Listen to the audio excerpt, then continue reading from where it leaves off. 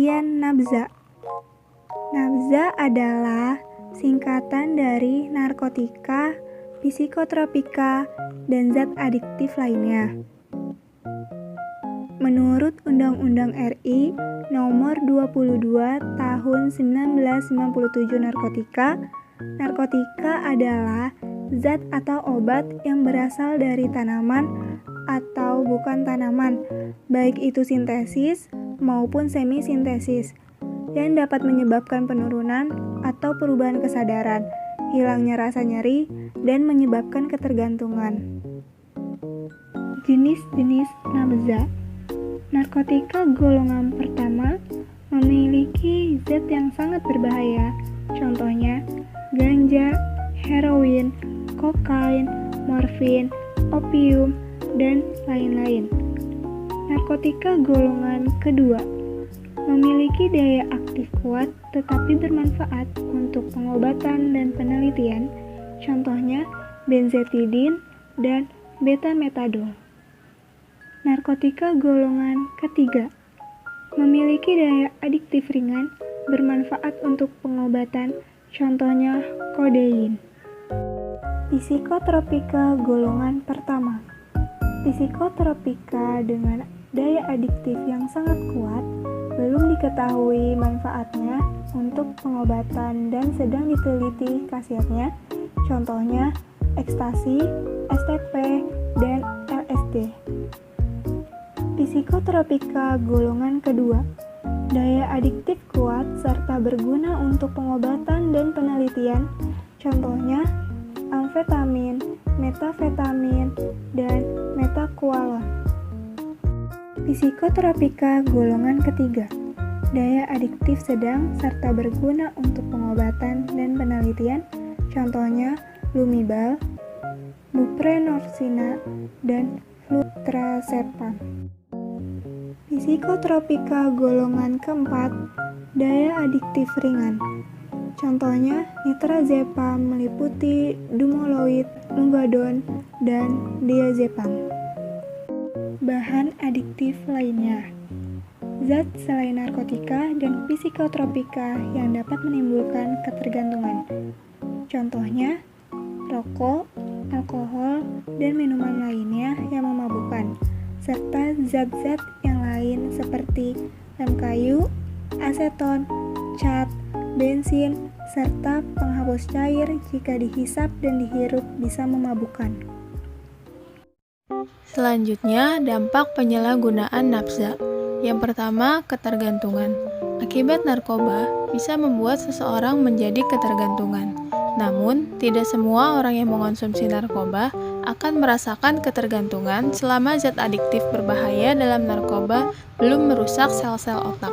Kerusakan sel otak inilah yang akan mengakibatkan ketergantungan dan juga dapat menimbulkan dampak narkoba lainnya. Yang kedua, perubahan sel saraf otak. Seseorang yang mengonsumsi narkoba secara berulang dan dalam jangka waktu yang panjang akan memicu perubahan sel saraf otak, yang kemudian akan mengganggu komunikasi antar sel saraf. Bahkan dalam kondisi yang kronis, setelah konsumsi narkoba dihentikan, efek tersebut akan menetap dalam jangka waktu yang cukup lama. Yang ketiga, daya ingatan menurun. Dampak perubahan sel saraf otak dapat menyebabkan daya ingat menjadi menurun atau bahkan kehilangan ingatan. Hal ini karena jenis obat-obatan yang dapat mengakibatkan efek sedatif atau mengantuk, perubahan perilaku, koordinasi tubuh terganggu, kebingungan, hingga melemahnya daya ingat seseorang. Yang keempat, halusinasi. Akibat penyalahgunaan narkoba juga bisa membuat orang mengalami perubahan kesadaran atau halusinasi. Hal ini tentu akan membuat pengguna narkoba menjadi sulit untuk melakukan aktivitas, mengikuti pelajaran, dan sulit untuk berkonsentrasi. Selanjutnya, pencegahan atau preventif. Preventif adalah upaya pengendalian sosial yang bertujuan untuk mencegah serta mengurangi kemungkinan hal-hal yang tidak diinginkan di masa mendatang.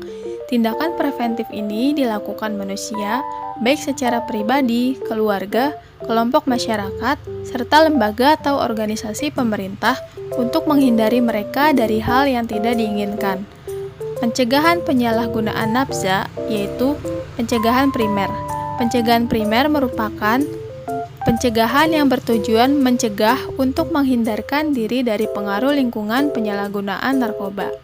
Upaya pencegahan ini dilakukan sejak anak berusia dini dan yang belum menyalahgunakan narkoba agar faktor yang dapat menghambat tumbuh kembang anak dapat diatasi dengan baik. Penyuluhan nafza. Dalam konteks pencegahan nafza, penyuluhan adalah sistem pendidikan nonformal yang didasarkan pada kebutuhan dan potensi klien dalam meningkatkan kehidupan ke arah yang lebih baik. Penyuluhan berperan sebagai proses perubahan perilaku yang bertujuan dengan keterampilan dan sikap mental klien yang membuat mereka menjadi tahu, mau, dan mampu melakukan perubahan di dalam dirinya dan juga lingkungannya untuk menolak penyalahgunaan narkoba. Tujuan penyuluhan ini berkaitan dengan kegiatan pengelolaan informasi dan edukasi yang memiliki sasaran peningkatan daya tangkal anak dan remaja terhadap pengaruh buruk penyalahgunaan dan peredaran gelap narkotika. Pendekatan penyuluhan.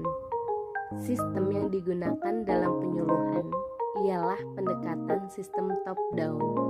Sistem ini merupakan suatu model perencanaan yang dilakukan oleh pemangku kepentingan dan diserahkan kepada orang yang dianggap mampu melakukan hal tersebut. Ciri utama dalam pendekatan top-down ini adalah bersifat linear satu arah, statis, mekanis, dan instruksional dengan sistem target yang jelas.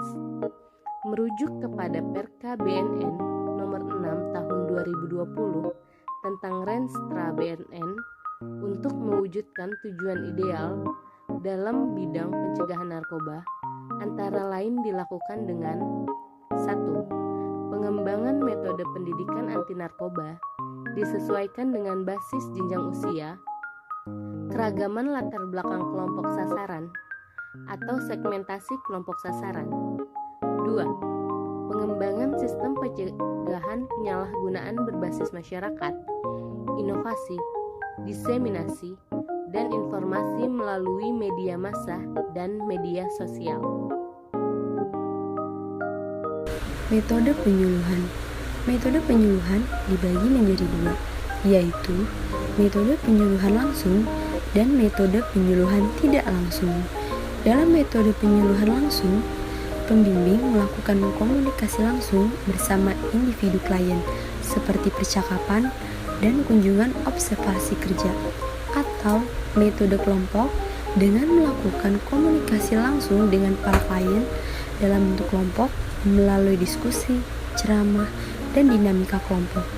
Selanjutnya, metode penyuluhan tidak langsung, yaitu metode bimbingan yang dilakukan di media massa seperti sosial media dan penayangan televisi. Selain itu, adapun metode penyuluhan melalui kampanye yang dapat dilakukan dimanapun dan kapanpun, dengan memberikan informasi satu arah dari penyuluh kepada pendengar, dengan memberikan informasi secara garis besar yang dapat berbentuk spanduk, poster, dan baliho.